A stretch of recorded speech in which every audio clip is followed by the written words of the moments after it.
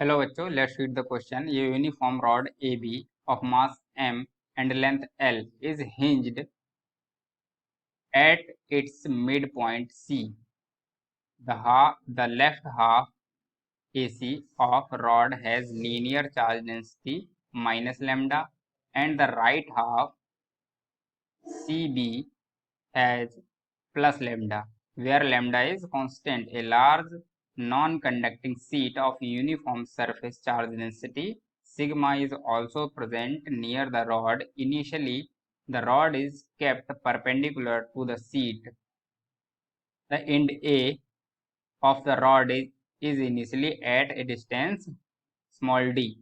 So now the rod is rotated by a small angle in the plane of paper and released. Prove that the rod will perform SHM and find the time period. तो question हमें दिया गया कि एक uniform rod A B है जिसका मास m है और जिसकी लेंथ l है और ये मिड पॉइंट पे हिंज है और मिड पॉइंट से लेफ्ट यानी कि AC को हमने क्या दिया है, नेगेटिव लेमडा दिया है। लेमडा मतलब चार्ज डेंसिटी हमें दी है, लीनियर चार्ज डेंसिटी लेमडा, और CB को दी हुई है पॉजिटिव लेमडा। और क्या दिया हुआ कि एक इनफाइनाइट लेंथ की एक सीट भी है, नॉन कंडक्टिंग सीट है जिसका चार्ज डेंसिटी है सिग्मा, जो कि इसके पास में प्रेजेंट है। और सिग्मा से यानी कि जो सीट है इससे पॉइंट ए की डिस्टेंस क्या है, डी दी हुई है हमें।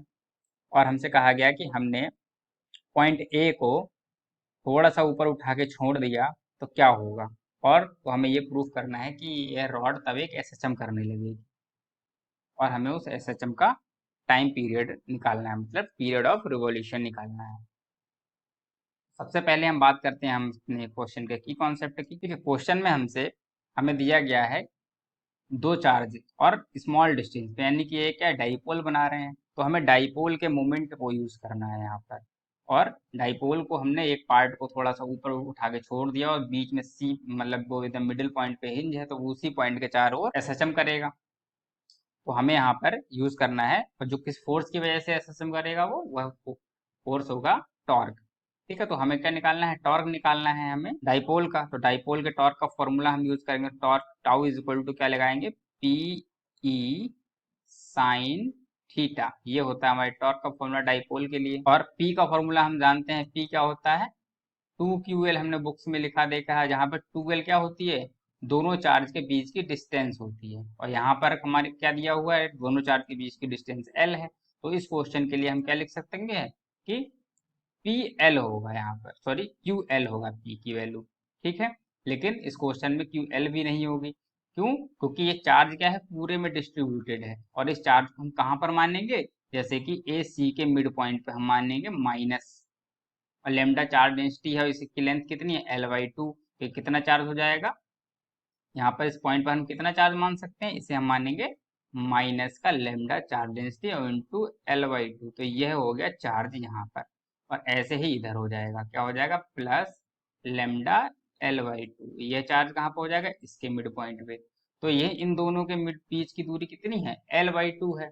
तो हम क्या लिखेंगे यहाँ पर, Q इंटू L/2। और Q की वैल्यू भी हमें पता है कितनी है, माइनस लेमडा L/2। तो चलो हमें अब यहाँ Q ही रहने देते हैं। तो इस P की वैल्यू ये हो जाएगी, इसको अगर हम सॉल्व करके लिख देते हैं तो ये हो जाएगा lambda L/2 into L/2 lambda L²/4। तो ये हमारे P की वैल्यू हो जाएगी इस क्वेश्चन के लिए।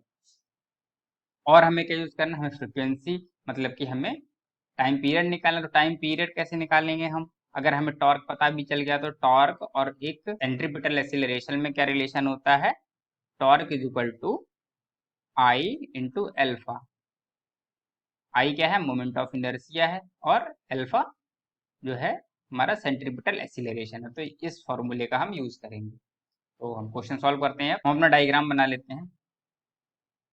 ए और पॉइंट बी, ये पॉइंट हमारा, इस पॉइंट पे हमने मान लिया हमारा Q चार्ज है, इस पॉइंट पे हमने मान लिया हमारा Q चार्ज है, और Q की वैल्यू हमने देख ली है कितनी है, ये वाला माइनस का है, ये वाला प्लस का है। अब क्या किया है इन्होंने कि हमने इस रॉड को कुछ इस तरह से किया, यानी कि ए पॉइंट हमने यहाँ पहुंचाया, माइनस Q चार्ज हमारा यहाँ पहुंच गया अगली पोजीशन में, प्लस Q चार्ज हमारा यहाँ पहुंच गया, और पॉइंट बी हमारा यहाँ पहुंच गया।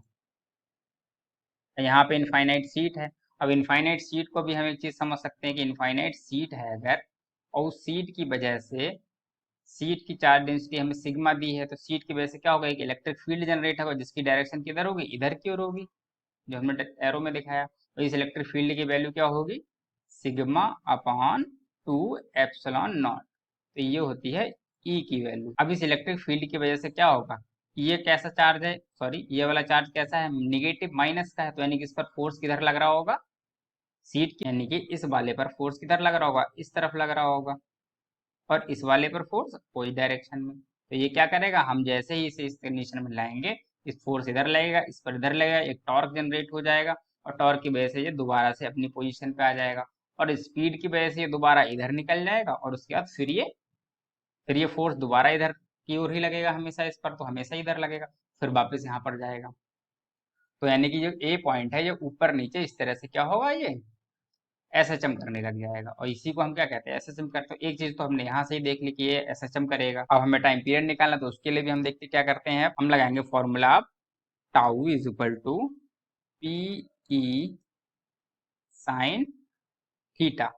ये एंगल हमने थीटा ही मान लिया, थीटा एंगल है ये, थीटा एंगल से हमने इसे उठाया, तो हम लिखेंगे tau is equal to P E, और थीटा क्या है, बहुत छोटा है, जब एंगल बहुत छोटा होता है तो उसके लिए हम क्या कर लेते हैं, sine theta is equal to theta मान लेते हैं, जब एंगल अगर बहुत छोटा होता है तो उसको हम सिर्फ थीटा ही लिख लेते हैं। तो टाउ इज इक्वल टू हो जाएगा, पी की वैल्यू हम लिख लेते हैं, हमने ऊपर अभी निकाला निकाला था, पी की वैल्यू हमने लिखी थी लेमडा L²/4, और ई की वैल्यू जो ये है सिग्मा 2 एप्सिलॉन नॉट, और थीटा को हमने ऐसे ही लिखा रहने दिया। तो ये हमारे पास आ गया टाउ की वैल्यू। टाउ को सॉल्व कर लेते हैं थोड़ा सिंप्लीफाई, तो हो जाएगा lambda L² sigma upon 8 epsilon not, और ये तो ये हमें मिल गया टाउ, यानी कि इतना टॉर्क लग रहा होगा। अब यही टॉर्क किसके बराबर होना चाहिए, जब हमने की कॉन्सेप्ट में डिस्कस कर लिया कि आई अल्फा की। तो अल्फा की वैल्यू हमें अल्फा अल्फा की वैल्यू हम निकाल सकते हैं यहाँ से, और आई, ठीक है, आई की वैल्यू हमें पता होती है कि एक रॉड के लिए आई की वैल्यू कितनी होती है, मोमेंट ऑफ इनर्शिया क्या होता है, ठीक है। और यहाँ से अगर हम देखें तो एक चीज हम यहाँ से और प्रूव कर पाए हैं कि टाउ डायरेक्टली प्रोपोर्शनल टू किसका है, थीटा के, यानी कि जब भी ये कंडीशन आती है तो ये क्या प्रूफ करती है, ये यही प्रूफ करती है कि जो ऑब्जेक्ट है वो एसएचएम कर रहा है, ठीक है। जैसे कि ये टॉर्क आ जाता है एक समानुपाती हमारा डिस्प्लेसमेंट के, एंगुलर डिस्प्लेसमेंट के। तो यहाँ से भी प्रूफ हो गई, और हमने वैसे भी समझ लिया था। अब हम इसे आगे करते हैं। अब हमारा बराबर होना चाहिए आई अल्फा के, तो हम लगा लेते हैं इस पूरी वैल्यू को आई अल्फा के इक्वल, हमारे पास है lambda L² sigma upon 8 epsilon naught theta is equal to I alpha. I की वैल्यू क्या होती है एक रॉड के लिए, आई की वैल्यू क्या होती है रॉड के लिए, तो रॉड के लिए होती है ML² अपॉन 12 होती है, तो हम यही लगा लेते हैं यहाँ पर ML² अपॉन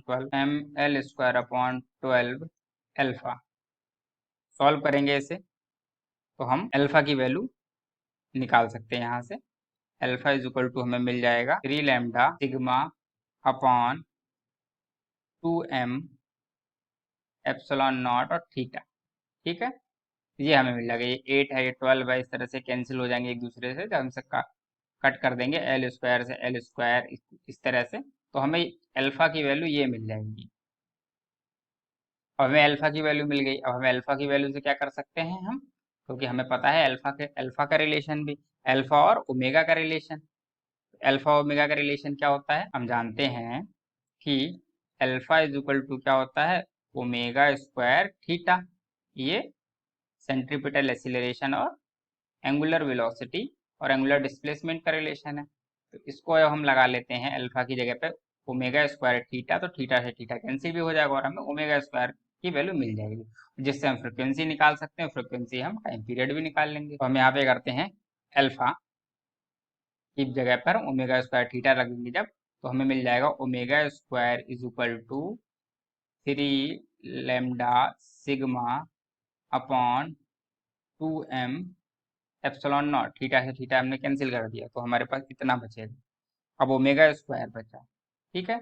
ओमेगा की वैल्यू क्या होती है, अगर हम ओमेगा को टी के रिलेशन में लिखें तो टी इज इक्वल टू हम सबने पढ़ा है 2 पाई अपॉन ओमेगा होता है, तो ऐसे ही omega square is sorry omega is equal to क्या हो जाएगा 2 पाई अपॉन टी। तो हम यहाँ पर ओमेगा की जगह 2 पाई अपॉन टी लगा सकते हैं। हम इसे लिखें ओमेगा इज इक्वल टू आ जाएगा 3 lambda sigma upon epsilon not का अंडर रूट हो जाएगा। और अगर इसे हम सॉल्व करेंगे जब ओमेगा की जगह पे हम लगा देंगे ये 2 पाई अपॉन टी, तो हमें टी की वैल्यू मिल जाएगी। टी इज इक्वल टू हमको मिल जाएगा 2 pi under root 2m epsilon naught upon 3 lambda sigma. तो हमें टी की वैल्यू मिल गई, तो हमारी टी की वैल्यू ये आ गई। और यही हमसे पूछा गया था कि टाइम पीरियड क्या होगा। I hope you understood very well. Thank you.